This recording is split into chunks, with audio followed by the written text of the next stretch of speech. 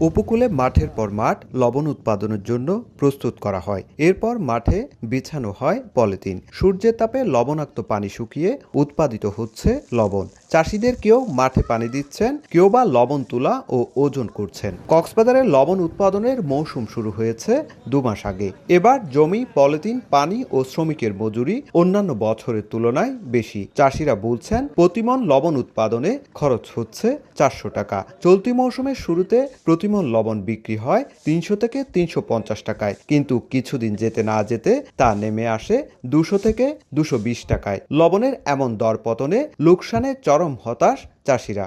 আর hubs খরচ, আইলিয়া খরচ, আর নিজের হারানো খরচ, আর এমন 400 টাকা হস্তা আর নুন বেচাই না বেশি ভাই 200 টাকা আর 200 টাকা আরো লস।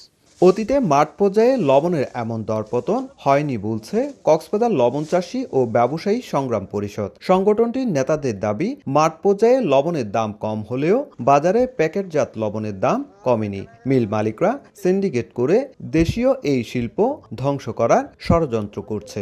মাফিয়ারা মানে বড় বড় কোম্পানিরা 1200 টাকা থেকে 1400 টাকা 1500 টাকা যখন লবণের দাম ছিল বস্তাপতি, ওই সময়ও প্যাকেট লবণ বিক্রি হতো 40 থেকে 44 টাকা। হ্যাঁ, অথচ এখন 600 টাকার বস্তা কিনে ওই একই দাম বিক্রি করতেছে।